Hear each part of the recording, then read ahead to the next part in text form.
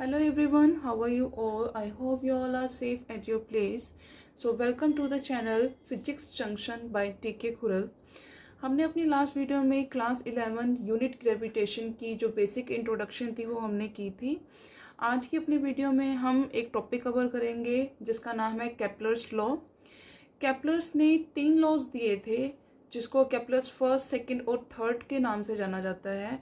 Kepler's first law को हम law of orbits भी कहते हैं, सो लॉ ऑफ ऑर्बिट्स भी बोलते हैं।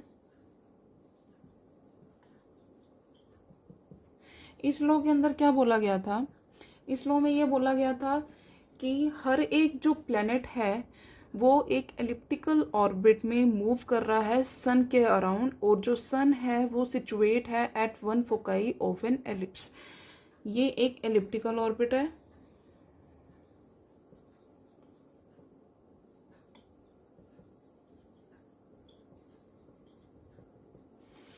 ये हमारा सन है जिसको हम फोकस बोलेंगे, ठीक है।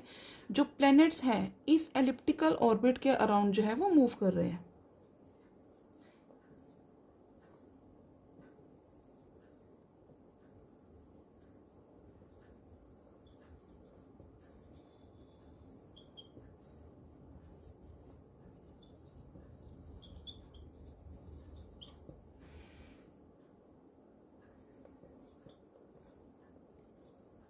ये सन है और ये जो प्लैनेट्स हैं वो रिवॉल्व कर रहे हैं सन के अराउंड एक एलिप्टिकल ऑर्बिट में।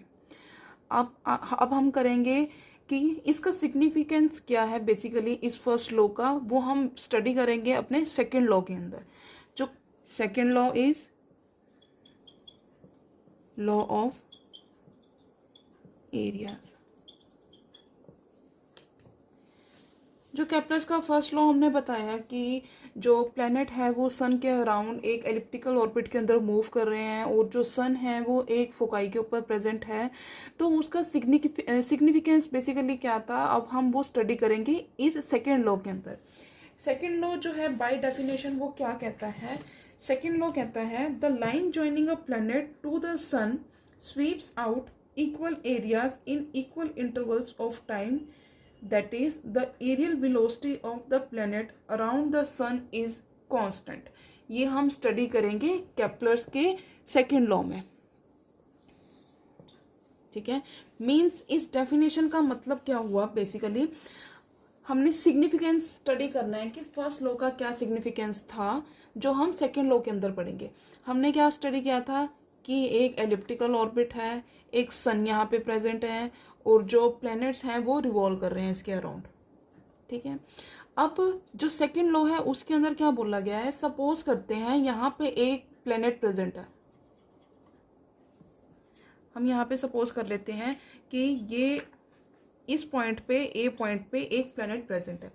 अब हमने क्या किया, लाइन ज्वाइनिंग हमने बनानी है। यहाँ पे ये लाइन ज्वाइन कर दी हमने इस पॉइंट से, इस ए पॉइंट से, ठीक है। अब यहाँ पे जो प्लैनेट्स है वो तो मूव कर रहे हैं, मीन्स कि उनकी जो डायरेक्शन है, उनकी जो मतलब पॉइंट है वो चेंज होगा। मीन्स वो यहाँ पे एक पर्टिकुलर पॉइंट के ऊपर तो नहीं रह सकता, मूवमेंट हो रही है। इट मीन्स कि यहाँ से सपोज करो कि ये पॉइंट यहाँ पे शिफ्ट कर गया, इस बी पॉइंट पे शिफ्ट कर गया, ठीक है। बी पॉइंट पे शिफ्ट कर लिया और हम सपोज कर लेते हैं कि ये जो एरिया कवर किया है इसको हम x1 नाम दे देते हैं, ठीक है।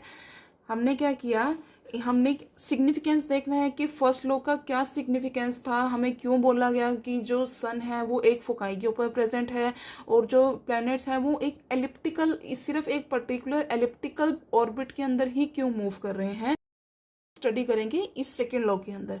हमने क्या लिया, हमें जो बोला गया था कि जो सन है वो एक फोकाई के ऊपर प्रेजेंट है और बाकी जो प्लैनेट है उसके अराउंड एलिप्टिकल ऑर्बिट के अंदर मूव कर रहे हैं।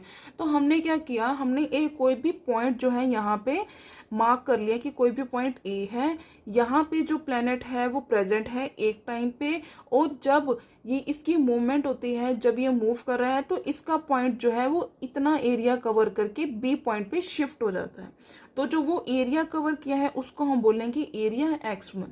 इसी तरह से सपोज कर लेते हैं हम सपोज करके चलते हैं कि जो ये इनका मूवमेंट हो रहा है, जो ये मोशन हो रहा है, उसको कितने टाइम में, सपोज करो कि वो 10 मीटर पर सेकेंड की स्पीड से जो है ये प्लैनेट मूव कर रहे हैं, और जो टाइम ले रहे हैं वो सपोज करो कि 12 सेकेंड टाइम ले रहे हैं। ठीक है, हमने क्या ले लिया कि ए से बी पॉइंट पे मूव करने के लिए वो 10 मीटर पर सेकेंड की स्पीड से वो मूव कर रहा है और 12 सेकेंड के अंदर वो एरिया कवर कर रहा है इतना। इसी तरह से ऐसे मूवमेंट करते करते यहाँ पे सपोज करो एक पॉइंट यहाँ पे है सी, और एक पॉइंट हमने सपोज कर लिया कि अब ये मूव करके यहाँ पे पहुंच चुका है, ये पॉइंट सी पे। यहाँ पे हमने एक लाइन ज्वाइन कर दी, और कुछ टाइम बाद वो यहाँ से इस पॉइंट पे शिफ्ट कर गया, ये सी पॉइंट डी पे शिफ्ट कर गया है वो, और उसने इतना एरिया कवर कर लिया। सपोज करो कि ये एरिया हो गया x2, सपोज करो ये एरिया हो गया x2। ठीक है, अब बेसिकली जो उसकी स्पीड है वो 10 मीटर पर सेकेंड है, और वो 12 सेकेंड के अंदर वो इतना एरिया कवर कर रहा है, मीन्स कि उसकी जो स्पीड है वो सेम स्पीड से मूव कर रहा है, और उसका टाइमिंग भी जो है वो थ्रू आउट सेम रहेगा। बट जो हमने ये फिगर ड्रॉ किया है, ये वाला एरिया एंड ये वाला एरिया, ठीक है, होने को क्या था, मैं ये कहती हूँ कि ये जो एरिया है x1 इक्वल टू x2 होगा। क्यों? क्योंकि मैंने ये बोला था कि ये सेम स्पीड से मूव करे हैं 10 मीटर पर सेकेंड, और सेम टाइम जो है इस टाइम में ये एरिया जो है वो कवर कर रहे हैं। बेसिकली होना ये चाहिए था कि इनका जो एरिया है वो सेम है, बट हम देख सकते हैं कि ये जो एरिया है बेसिकली ये सेम नहीं है, ये एरिया बेसिकली सेम नहीं है। हम ये भी बोल सकते हैं हमें ये वाला एरिया भी ज़्यादा लग सकता है, हमें ये वाला एरिया भी ज़्यादा लग सकता है, दोनों में से कुछ भी हो सकता है। चाहिए था कि जो ये एरिया है वो सेम होना चाहिए था, बट ऐसा नहीं है। क्यों ऐसा नहीं है? क्योंकि हमने जो शेप लिया है, हमने जो फर्स्ट लॉ था उसके अंदर हमने ये बोलना था कि जो ये एरिया, जो प्लेनेट है वो एक एलिप्टिकल ऑर्बिट के अंदर मूव कर रहे हैं, तो उसकी वजह से क्या होगा, एलिप्टिकल ऑर्बिट में मूव करने की वजह से क्या होगा कि जो एरिया है, जो मतलब जो प्लेनेट जो मूव कर रहे हैं उनका एरिया सन के टूवर्ड्स जो है, मतलब उनका डिस्टेंस सन के टूवर्ड्स सेम नहीं रहेगा। क्यों सेम नहीं रहेगा? क्योंकि हम यहाँ पे देख सकते हैं, यहाँ पे क्या है, एरिया, ये डिस्टेंस जो है वो ज़्यादा है, और यहाँ पे कंपैरेटिवली डिस्टेंस कम है। तो यहाँ पे क्या होगा, यहाँ पे जैसे हमने अब हम अपने नेक्स्ट टॉपिक, जो हमारा नेक्स्ट वीडियो में एक टॉपिक आ गया न्यूटन्स लॉ ऑफ ग्रेविटेशन, उसका जो बेसिकली फॉर्मूला होता है वो होता है G(m1m2/r²). ठीक है, मीन्स जो F है वो इनवर्सली प्रोपोर्शनल है किसके, R के। मीन्स कि अगर हमारे पास R की वैल्यू ज़्यादा होगी तो हमारे पास फोर्स ऑफ अट्रैक्शन कम होगा, ग्रेविटेशनल फोर्स जो है वो कम होगा। अगर R की वैल्यू कम होगी तो ग्रेविटेशनल फोर्स जो है वो ज़्यादा होगा। मीन्स क्या होगा कि ये जो डिस्टेंस है पॉइंट सन से जो पॉइंट B है या पॉइंट A है, यहाँ पे जो डिस्टेंस जो है वो ज़्यादा है, मीन्स कि यहाँ पे जो फोर्स ऑफ अट्रैक्शन होगी वो कम होगी।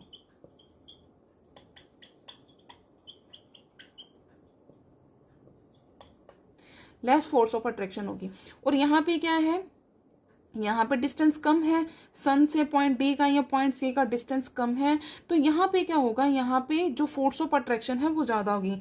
डिस्टेंस हो गया, डिस्टेंस अगर लो होगा तो फोर्स ऑफ अट्रैक्शन ज़्यादा होगी, अगर डिस्टेंस ज़्यादा होगा तो फोर्स ऑफ अट्रैक्शन कम होगी। ठीक है, तो यहाँ पे अब क्या हुआ कि यहाँ से तो फोर्स ऑफ अट्रैक्शन कम है, हम जो वेलोसिटी थी वो सेम लेके चल रहे हैं, टाइम सेम लेके चल रहे हैं, बट ऐसा होगा नहीं क्योंकि हमने जो शेप है ऑर्बिट जो है वो हमने एलिप्टिकल ले रखा है। तो यहाँ पे इस वजह से क्या होगा कि यहाँ पे जो फोर्स ऑफ अट्रैक्शन होगी वो ज़्यादा होगी। फोर्स ऑफ अट्रैक्शन ज़्यादा होने की वजह से यहाँ पे जो स्पीड है वो ऑटोमेटिकली कम हो जाएगी, यहाँ पे जो स्पीड होगी वो कम हो जाएगी, और यहाँ पे जो स्पीड है वो इसके कंपैरिजन में ज़्यादा होगी।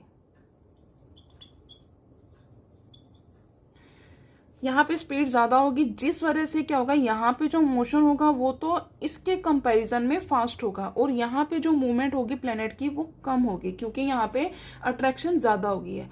जिस वजह से क्या होगा कि यहाँ पे जब इस पॉइंट पे जब पहुंचेगा जो प्लेनेट है, वहाँ पे क्या होगा, अट्रैक्शन ज़्यादा होगी, और ये यहाँ से स्लो करते करते करते करते जब वो यहाँ से मूव करेगा तो यहाँ से जो फोर्स ऑफ अट्रैक्शन है उसको स्वीप आउट करेगी यहाँ से। जब यहाँ से निकल के धीरे धीरे धीरे धीरे यहाँ तक पहुंचेगा तो यहाँ पे आके उसकी वेलोसिटी यहाँ के कंपैरिजन में ज़्यादा हो जाएगी। तो ये था हमारा सेकेंड लॉ ऑफ केपलर्स का सेकेंड लॉ था, जिसमें हमने लॉ ऑफ एरिया को स्टडी किया है। मीन्स कि यहाँ पे जो फोर्स ऑफ अट्रैक्शन हो, केपलर्स का थर्ड लॉ जो है वो क्या कहता है, केपलर के थर्ड लॉ के according the square of the time period of revolution of a planet around the sun is directly proportional to the cube of semi major axis of its elliptical orbit।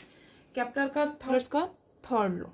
अब हम Kepler's के third law की deduction करेंगे। Planet है, हमने कोई भी planet लिया है, उसका जो मास है वो है m। सन का मास हमने ले लिया कैपिटल M, ठीक है। और उसके बाद जो पीरियड है वो हमने कैपिटल T, और जो डिस्टेंस होगा बीच का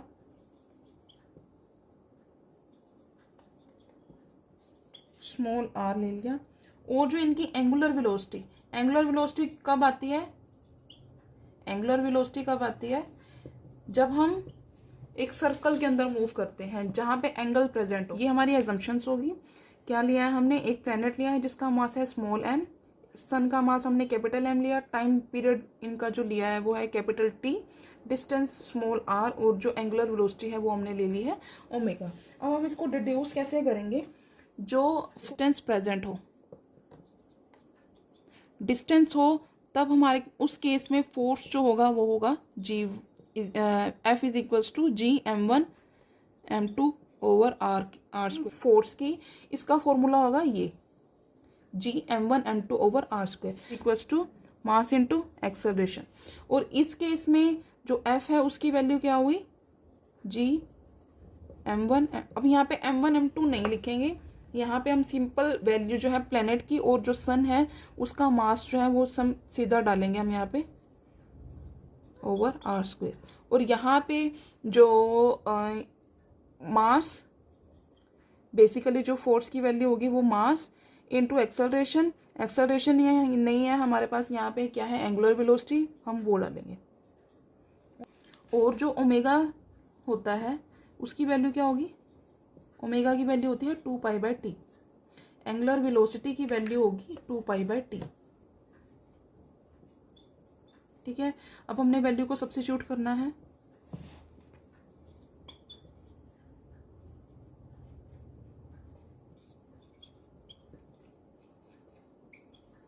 यहाँ पे वैल्यू सब्स्टिट्यूट करेंगे, ठीक है। अब उसके बाद हमें क्या डिड्यूस करना है, हमें डिडक्शन क्या करनी है, हम क्या निकाल रहे हैं, square of the time period is directly proportional to the cube of the semi major axis, ठीक है। हमें ये डिड्यूस करना है। अब हमारे पास यहाँ पे देखो क्या क्या हमें प्रेजेंट, क्या क्या हमें चाहिए, एक तो हमें r चाहिए, एक हमें चाहिए t तो स्क्वायर में प्रेजेंट है और r हमें क्यूब में चाहिए। तो देखो हमने यहाँ से क्या किया, हम सारी वैल्यू को क्या करेंगे, पहले इसको ओपन करते हैं,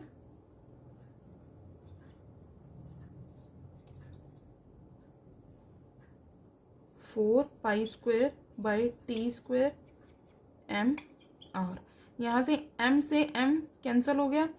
अब हम क्या करेंगे, इस टी स्क्वायर को इधर लेके आएंगे और इस आर स्क्वायर को उधर, मतलब कि टी और आर की वैल्यूज को सेपरेट करेंगे, जैसा हमें चाहिए हम वैसे ही करेंगे। T square is equals to, मैं डायरेक्ट स्टेप कर रही हूँ, यहाँ पे गया टी और ये सारी वैल्यूज इसके रेसिप्रोकल में आई, T square then 4 pi square G capital M, ये आर स्क्वायर ऊपर जाके आर से मल्टीप्लाई होगा तो आएगा आर क्यूब। ये बेसिकली हमारे पास वैल्यू बनी। तो ये एक्स्ट्रा टर्म आ रही है हमारे पास ये एक्स्ट्रा टर्म आ रही है क्योंकि हमें चाहिए ये। तो अब यहाँ पे क्या करेंगे, हम इस पूरी वैल्यू को क्या कर देंगे, कांस्टेंट के इक्वल कर देंगे।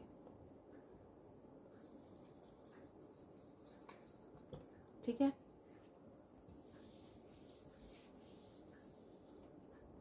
यहाँ से देखेंगे क्या आ गया, T square is directly proportional to R cube, which is Kepler's third law.